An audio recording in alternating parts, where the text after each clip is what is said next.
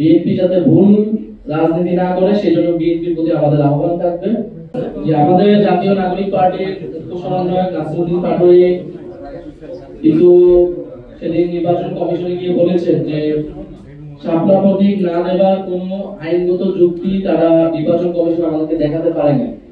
ফলে আমরা এখন পর্যন্ত শাপলা প্রতীকে অটল আছি। নির্বাচন কমিশন আনুষ্ঠানিকভাবে এই বিষয়ে সিদ্ধান্ত নিলে আমরা আমাদের চূড়ান্ত প্রতিক্রিয়া জানাবো। দ্বিতীয়ত হচ্ছে গণ অধিকার পরিষদের সাথে যেটা সংযুক্তির বিষয়টা সেটা আমরা বলেছি, সেটা আলোচনার পর্যায়ে রয়েছে। সেই বিষয়ে কোনো সিদ্ধান্ত হলে আমরা আনুষ্ঠানিকভাবে আপনাদেরকে জানাবো। আর মির্জা ফখরুল ইসলাম আলমগীরের বক্তব্যের প্রেক্ষিতে আমি এই মুহূর্তে কোনো প্রতিক্রিয়া দিতে চাই না।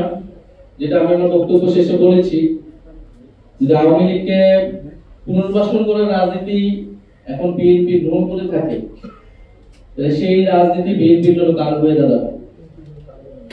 ফলে আমরা বলবো যে বিএনপিকে আমরা গণ অভ্যুত্থানের অংশীদার মনে করি, আমাদের ফ্যাসিবাদ বিরোধী লড়াইয়ের অংশীদার মনে করি।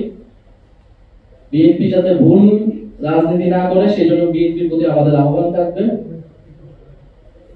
বাংলাদেশকে নতুন করে গঠন করতে হলে বাংলাদেশের সংস্কার, বিচার এবং বাংলাদেশের পুনর্গঠন প্রশ্নে এখানে আওয়ামী লীগ এবং আওয়ামী লীগ যে সকল বৈদেশিক শক্তির সমর্থনে দেশে ক্ষমতায় ছিল, জনগণের বিরুদ্ধে গিয়ে তাদের সাথে আপোষ করে আসলে বাংলাদেশের রাজনীতি করা সম্ভব না। আর জাতীয় নাগরিক পার্টি কোনো শক্তি কি শক্তি না, এটা আসলে রাজপথে ভোটের মাঠে জনগণই এটা রায় দেবে। আমরা দেখতে পাচ্ছি যে জাতীয় নাগরিক পার্টি যাতে নতুন শক্তি হিসেবে আবির্ভূত হতে না পারে সেই জন্য কিন্তু চতুর্মুখী আক্রমণের শিকার আমরা হচ্ছি, গত 1 বছর ধরেই হচ্ছি। কারণ বাংলাদেশের এস্টাবলিশমেন্ট, বাংলাদেশের যারা বাংলাদেশকে নতুন করে পুনর্গঠন করতে চায় না, যারা পুরনো ক্ষমতা কাঠামোকে রাখতে চায়, এটা শুধু আওয়ামী লীগ না, আওয়ামী লীগের বাইরেও বিভিন্ন শক্তি, তারা কিন্তু চায় না যে তরুণদের একটি শক্তির উত্থান ঘটুক, জাতীয় নাগরিক পার্টির উত্থান ঘটুক। ফলে গত 16 বছর ফ্যাসিবাদ বিরোধী লড়াই যারা করেছেন, নির্যাতিত হয়েছে, তাদের প্রতি আমাদের সমবেদনা রয়েছে, সহমর্মিতা রয়েছে, কিন্তু তাদের নেতৃত্বে গণ অভ্যুত্থান হয় নাই।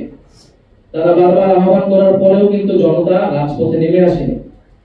ফলে জনগণ কাদের কথায় নেমে আসবে, জনগণ কাদেরকে সমর্থন করবে, এটা আসলে আমরা ভোটের মাঠে এবং রাজপথে আমরা বুঝতে পারবো।